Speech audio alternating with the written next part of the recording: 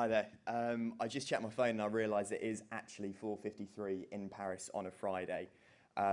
Most of you will be thinking more probably about the products over the bar than what I have to say. You'll be pleased to know I've kept it short and sweet, and I've got 13 slides to rattle through and explain to you what it is that we do. So Bodugi and social gaming. Why did we set it up? We wanted to create a new concept, and the Bodugi concept is one that you'll all probably be pretty familiar with. It's a group of people gathering together in a competitive online environment to put money in a pot, and the person who does the best wins. Essentially, it's a pool bet in jurisdictions that do allow. We have two main streams to our business. One is the traditional form of betting, which I'm going to talk to you guys about this afternoon. And the other is a skill game based product, which uses online video games, mobile apps. We expose our API to different products. People can hook into them and allow peer-to-peer gaming, normally between 2 or 4 people. So why did we launch Bodugi? I launched Bodugi back in 2011. I co-founded the company with Dave Nevison, who was a pro punter for 17 years on the racecourse. Some of you from the UK betting industry will have heard of him. Some of you will have closed his accounts, or some of your companies will have closed his accounts. And I made the slightly unnatural progression from being a biochemistry graduate to working for Ladbrokes, then working for Racing UK, the horse racing broadcaster. That's fine. You haven't got any new emails, I checked for you. There was a message from your wife, though. So Dave approached me when we were working at Racing UK together. I actually bumped into him at Ladbrokes in 2011, a fresh graduate, and I actually started marking his card for him. And in the winter, 2007 I met him. In the winter of 2009, 2010, there was literally no horse racing in the UK because it was snowed off. We both got incredibly bored. Racing UK unfortunately had not a great deal to broadcast apart from highlights from Aintree and Cheltenham. So we both started playing online poker. We were too impatient to play. We were both very poor. It was an expensive time for us. However, about a month later, Dave approached me with a business plan and quite simply said, I've found a way to swap the cards for sport. You're always on your phone, your social network thing. What do you think? And it was one of those eureka moments where I had a look through the business plan, and to me, it absolutely immediately made sense. Why did it make sense? We were looking, there was a growing audience of people who were using Facebook and using Twitter, myself included, to the huge annoyance of Dave every time I walked out the tube and checked my phone.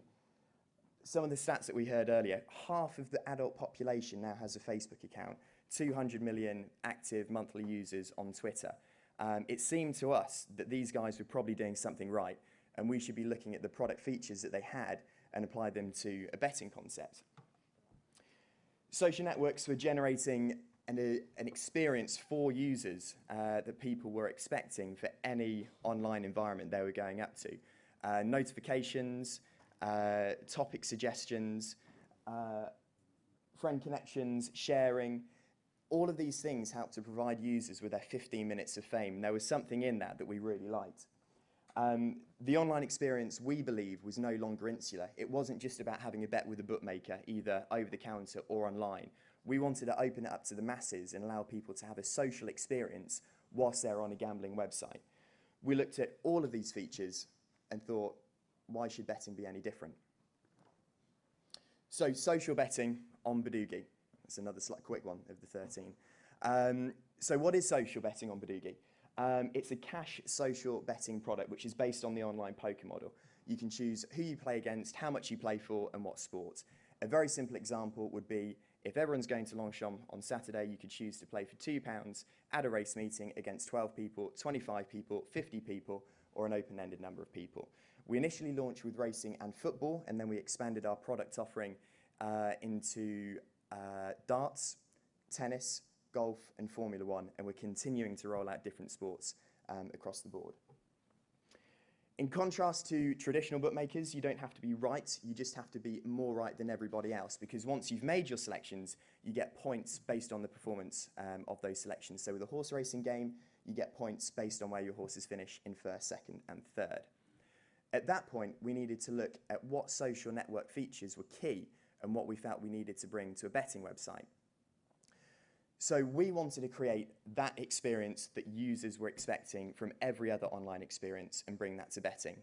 So, leaderboards. Why shouldn't we have leaderboards? If you're playing against 12 other people, surely you want to know how you're faring against those people at any particular time.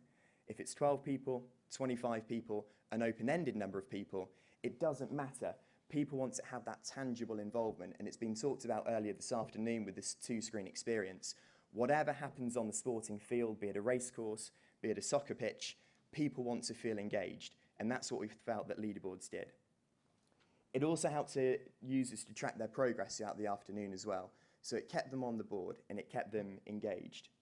Site-wide chat, commentary, another theme of this afternoon. Twitter, everyone's talking about using it as a piece of commentary for customer service, for user engagement, for marketing, but why shouldn't that be on a betting site as well? So we added a site-wide chat board so people could watch the leaderboards and also chat amongst themselves as well. Profiles, community. If I'm on the same leaderboard as you and I'm in the same game as you, why shouldn't I know a little bit about you? You can click on anybody's profile on our website, see what games they're playing, have a link to their game and join in with them straight away. Friend list brings visibility. You get that through all social networks. We wanted to do that as well. You can actually friend people up on Bodugi.com so that you can see what they're doing, track their activity, and if you like what they're doing, also engage with them throughout the afternoon as well. Activity stream, involvement. If I'm friends with someone and they're betting at Cheltenham, maybe I want to know about it. If someone's going to Longchamp, I might want to know about it. It's that information and delivering it to the user that we thought was key. So we actually built our own internal social network which delivered that information so people could friend up and also see each other's activity. Notifications. There's no point someone doing something on a social network site without me knowing about it if I want to hear about it. So we built notifications into our internal social network as well. Social link sharing, both within the site so that we had internal cross-pollination and also onto existing social networks like Facebook and Twitter. We thought there's no reason why people's progress within our site shouldn't be tracked on the existing social network sites. View selections, knowledge. If people are playing the game and they're winning, I want to know why. I want to know why they've selected that horse, and then I'll probably have a chat with them on the chat board as well to get some understanding about what they've done. Every player is an affiliate as well. Social is the core of our product with absolutely everything that we do. When users share links onto the existing social network site, every single link has an affiliate code. So the whole concept is born around social sharing and the experiences that people have on existing social networks, but within a betting site. But we didn't want to stop there. I'm mentioning Amazon. I'm aware it's not a social network, but we're taking our inspiration from the experiences that users expect when they're online. The cross-sell. I'm buying a set of bathroom scales. Ironically, Amazon also offer me diet pills and kitchen scales, apparently so I can manage my gastro intake. But we thought, why shouldn't that be the same with betting? So we built our own sportsbook. So what we did from our games, instead of users just entering a Bodugi pool, we took that information, which we thought was the most valuable thing that we could know about that customer, and pre-populated a bet slip. We found that we had a 50% conversion from people playing Bodugi games to also having a fixed odds bet as well. We believe that's because it's the familiarity of these features in existing social networks being replicated on a betting site, allowing a more efficient cross-sell. It also worked pretty well for us because although Bodugi.com is a B2C site, we also white label it from a B2B capacity, and fortunately enough for us, William Hill were the first to sign up to take our product, which we're currently integrating with them at the moment. We didn't stop there though. Live social CRM, inspired by Twitter this time. If I get an email from my Twitter account saying this is who you should follow, I'm intrigued, I'll probably go and follow them. So we thought, why should betting be any different? So we built our own internal social CRM section. If you're playing in a horse racing game, you pick one race in each race from race 1 to 6. If a user has a winner in the first couple of races, we send them a notification, either online, or if they're offline, we send them an email and say, well done, you're on a hot streak, your horse in the next race is this price, come and have a bet. They click the link, they come back to the website, and the bet slip is pre-populated with their selection, which we believe is most relevant to them because they've already inputted it into our system. Backer tracker and buyback, inspired by Facebook this time. It's nice that I don't have to forget any of my friends' and family's birthdays anymore because Facebook always does the job of reminding me. However, I still sometimes forget about the horse that I should back that I saw staying on late and fast in the 320 at Lingfield. So we thought, why should betting be any different? So we built our Bodugi backer tracker. We monitor all the bets that users have in our system, and when they log back in, we tell them if a particular horse is running that afternoon, we tell them if a particular jockey is riding, or if a particular trainer has runners at a particular meeting that afternoon. We also tell them what prices the horses are, and if they click yes, we pre-populate the bet slip, and again, we have a cross-sell conversion. The Bodugi buyback is inspired by the recommended pages. It's nice that I can always be informed about what's probably most relevant to me based on my Facebook activity. And in accumulators, we offer the Bodugi buyback at various stages of the accumulator, so the user has the choice to cash out at any particular point. Why celebrate in silence? My friend's on holiday at the moment. As you can see there, he's on a beach, and my friend got free drinks at the bar she was at last night. No one likes to celebrate in silence. People like to share their experiences now on social networks. So we thought, why should betting be any different? We've used the SDKs provided by Facebook and Twitter to allow people to share their links onto these social network sites and always be connected so their friends can see what they're doing. A prime offline example of that happening is of those of you who are going to the Prix de l'Arc de Triomphe on Sunday. I'm sure at some point in the afternoon, a friend or colleague will ask you what bet you've placed. At that point, I imagine you'll get your bet slip out of your pocket, concur, show them. If they have a tough constitution, they will stay firm with their selection. If not, they might have a saver as well. And it's that sharing and that experience of users being able to share what they've done that we wanted to bring to a betting site. So why are social features essential? We believe that incorporating the features that I've spoken about from Facebook and from Twitter can create efficiency of recruitment. If you're recruiting someone from a social network, they are used to these features. As I mentioned at the start, half the adult population are on Facebook. They will be familiar with these features. If you're recruiting them and bringing them to a betting site, why not have some of these features accessible? There's a sense of familiarity, and it'll make the cross-sell and the conversion even more efficient. The betting industry must provide this online experience that they're expecting from not just social networks, but other sites like Amazon.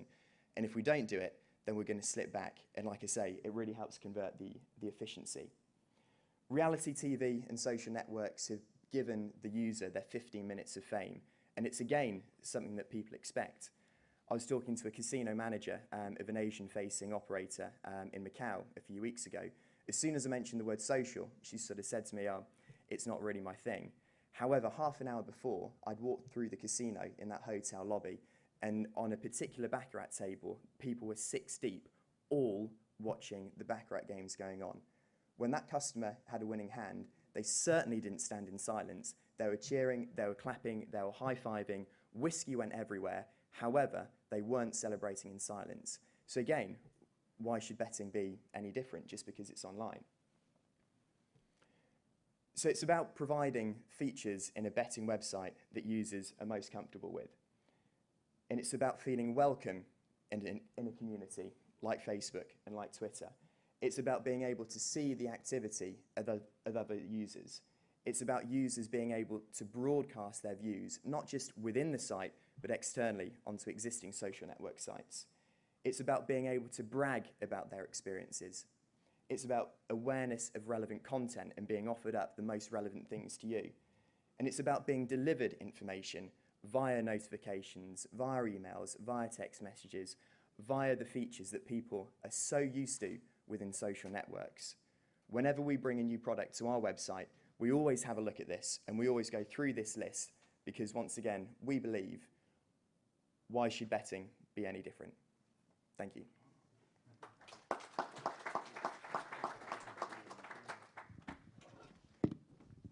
Thank you very much to Michael there for giving us some insight into Bodugi and how social gaming has been integrated into their offer online. Anyone got any questions for Michael before he takes a seat? Thank you very much, Michael. Absolutely.